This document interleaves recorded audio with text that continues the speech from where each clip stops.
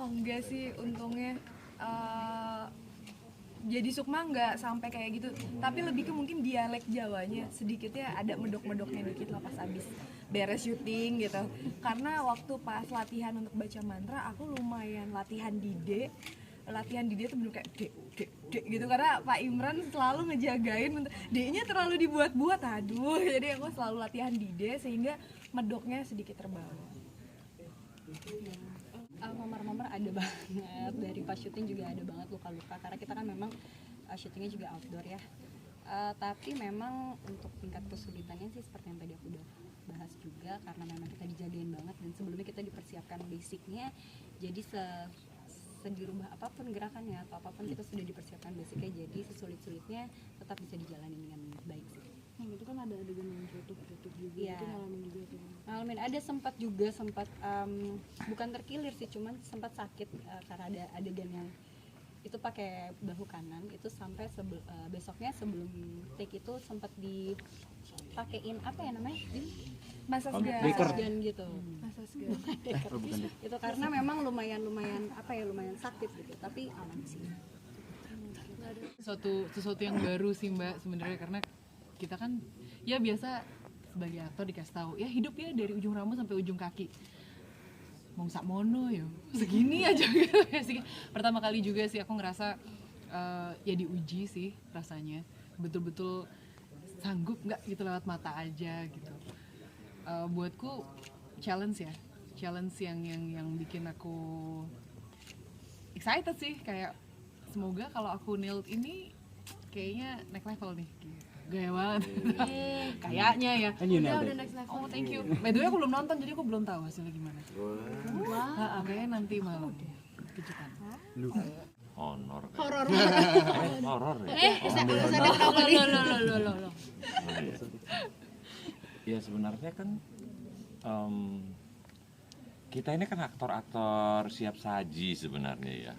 Apa yang datang kita baca, kita pertimbangkan, kira-kira memang lawan mainnya yang terlibat, sutradaranya bagus, kita pasti ambil. Kebetulan memang saat ini film Indonesia itu memang hampir semuanya horor.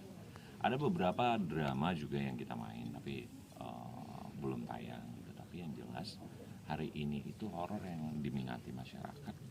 Aku rasa kita bisa hadir di situ dan kasih yang terbaik juga buat masyarakat.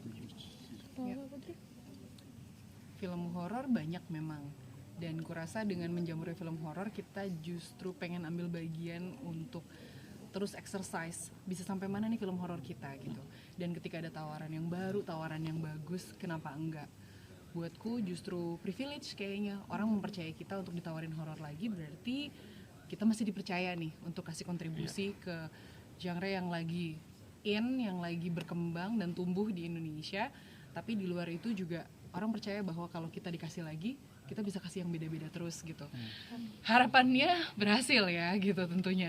Tapi apapun, menurutku tidak ada peran yang sama, tidak ada tokoh yang betul-betul sama, dan tidak ada satupun film yang betul-betul sama. Jadi apapun yang ditawarkan, mau genre-nya sama, mau kayaknya plotnya mirip gitu misalnya, atau kayaknya pernah lihat, tapi trust me, pasti nggak ada yang sama. Dan kurasa itu juga jadi challenge, privilege, dan buatku satu perayaan sendiri bahwa kita bisa terus exercise genre yang lagi heboh dan kita rayakan sama-sama. Betul, setuju. Nah, satu-satu dari kiri biasanya. Kalau aku lihat ya, di Indonesia ini film horor lagi maju-majunya. Dan ini kita bisa lihat di negara Korea dulu. Ada drama, film drama. Kita bisa dengar waktu dulu ada series Boys Before Flower, terus dramanya makin kencang-kencang sampai sekarang drama Korea nguasain kan. Nah, aku pikir Indonesia lagi tahap itu nih di film horor. Jadi alangkah senangnya aku sebagai pemain ikut berpartisipasi proses film horor ini mungkin akan dikenal mendunia suatu hari nanti. Makanya kalau ada cerita-cerita, pasti kita sebagai pemain akan yang seperti yang Mas Rifno bilang tadi, kita pasti ada seleksi ya beberapa cerita dan karakter yang mungkin masuk, dan aku merasa aku mungkin bisa ada di sana, mungkin aku ambil. Tapi kalau pamannya aku tidak fit di sana, aku nggak akan memaksakan dan mencoba cari option yang lain. Ya kalau aku sih ngelihat dengan banyaknya film horor sekarang di Indonesia, maka standar horor kita akan semakin tinggi, dan kita juga standarnya itu akan mengikuti terus gitu. Bagaimana orang-orang yang selama ini membuat film horor dengan frame bahwa bikin film horor secara budget sangat minim gitu. Sekarang enggak, drama dan horor itu nilainya udah sama, semua berlomba-lomba bikin yang terbaik gitu. Artinya kita ada di situ sekarang ini gitu. Jadi alangkah beruntungnya kita kalau seandainya kita itu bisa memilih yang mana, karena semakin banyak yang datang maka semakin banyak pilihan kan, dan kita semakin peka juga untuk melihat film yang bagus itu ya kalau di sutradara ini dan yang nulis ini, yang kru yang terlibat ini dan pemainnya ini. Jadi kita semakin sensitif untuk itu. Dan produksi yang lain ikut berlomba-lomba semakin bikin. Iya. Bener. Gitu. Betul.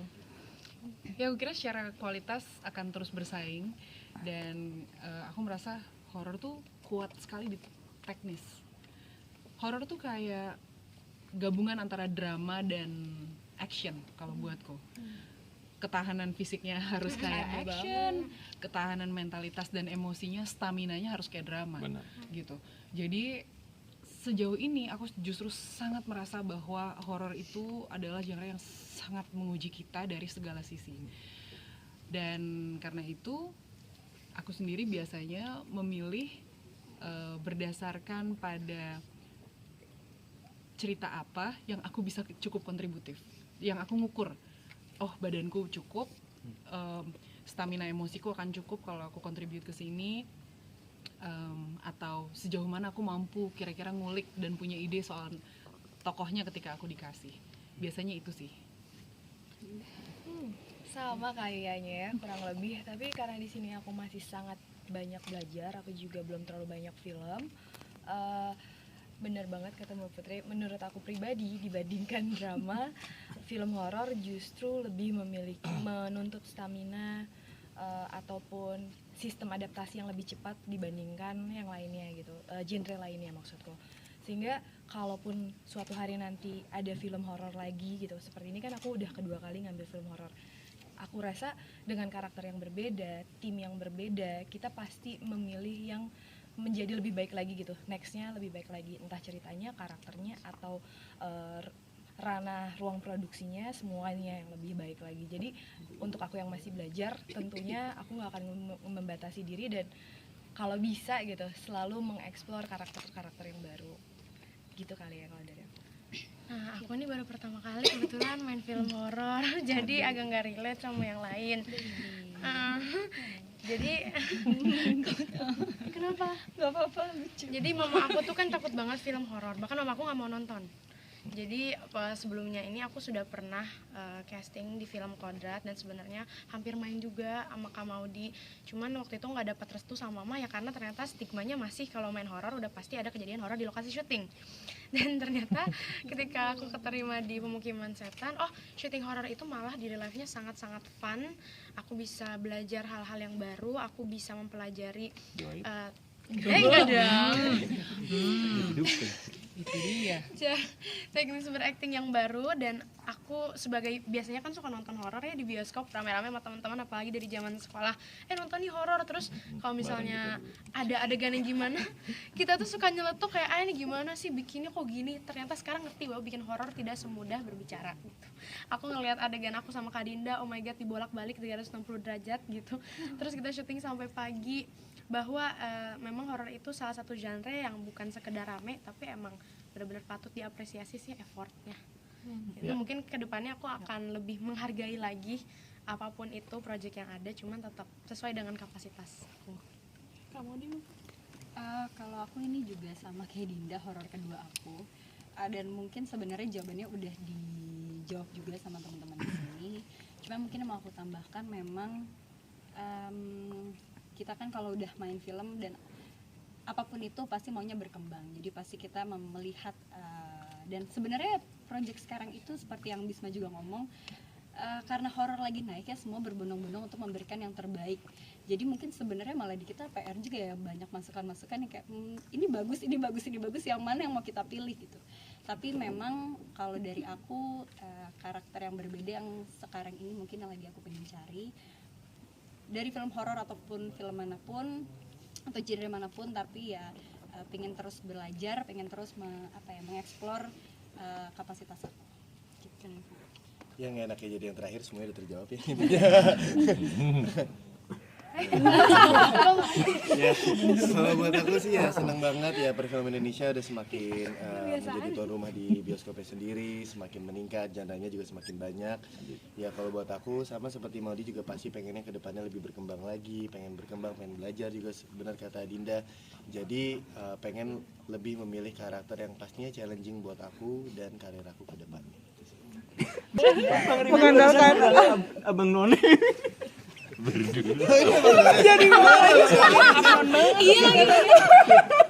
Kami dari Jakarta menonton film Cuman Setan tanggal 25.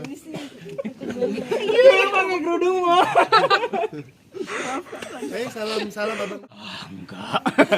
Enggak. Untuk membangun chemistry sebenarnya seperti pada dasarnya kita aktor-aktor pada umumnya ya, dengan pergi bareng, terus bikin grup tadi yang kita kirim meme segala macam. Tapi di luar itu memang aku pengen mendeliver atau memberi mau untuk penonton ikut merasakan persahabatan kami itu persahabatan yang sudah lama dan pada umumnya yang terjadi pada kehidupan sehari-hari yang benar-benar natural dan tanpa harus digambarkan melalui banyak scene. Jadi scene-scene kami beberapa scene ini sudah cukup untuk menggambarkan persahabatan itu. Untuk itu makanya sebenarnya aku nggak terpaku sama Dava dan Ashira ya. Maksudnya aku juga memperhatikan beberapa orang bagaimana hubungan mereka dengan sahabat mereka, itu juga menjadi salah satu referensi buat aku. Karena waktu kita yang nggak terlalu banyak untuk membangun chemistry itu, jadi aku harus mengambil banyak referensi dan terciptalah hubungan atau relationship persahabatan di film Pemukiman Setan. Itu sahabat gak sih? Oh iya, sahabatan. Nggak, maksudnya sahabatan. cara kamu treat seorang persahabatan seperti apa kayak gitu. Kita masih bisa lagi malam ketemu abis ini karena terbatas, teman-teman harus touch up dan segala macam, tapi kita semua masih akan ada masalah. Kebetulan aku udah overtime, sorry banget ya. Nanti kita lanjut. Last question nih, benar ya, last question. Geser dikit. Gak apa-apa, nanti kita lanjut lagi, oke? Terima kasih Iya. teman-teman. Sebenarnya kalau dari sisi idea sebenarnya banyak banget ya beberapa film-film horor yang terinspirasi dari sana gitu. Kalau misalnya ada persepsi bahwa ini dari Filthy Trash, ya saya tersanjung sih karena Adinda benar-benar memainkan ini dengan sangat maksimal sehingga bisa seperti itu. Mungkin karena ada fun factor yang hadir di dalam karakternya Sukma mengingatkan kita sama Ibu Rice mungkin, tapi bahwa waktu lagi research ada beberapa sebetulnya referensi yang kita pakai.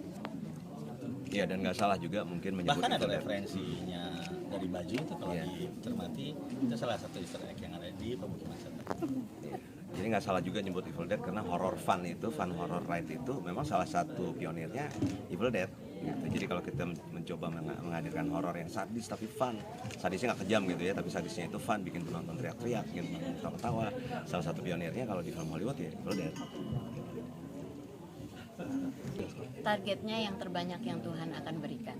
Tuhan dan 21 dan Cinepolis dan CGV. Ya betul. Tuhan dan tergantung eksibitor. Tuhan dan para eksibitor dari Platinum dan Indonesia. teman-temannya. Karena saya rasa mestinya kita di tahun ini juga salah satu highlightnya adalah bahwa di tahun lalu kan market share kita sudah sangat baik ya. Jadi makanya kenapa kita tidak memelihara itu? Karena dari dulu kita selalu merasa bahwa loh kok film Indonesia sedikit banget, loh kok lebih banyak film Hollywoodnya. Sekarang justru saya rasa mungkin film Hollywood itu harus memperhitungkan bagaimana caranya untuk bisa kembali meraih penonton Indonesia yang dulunya sangat senang dengan film-film luar.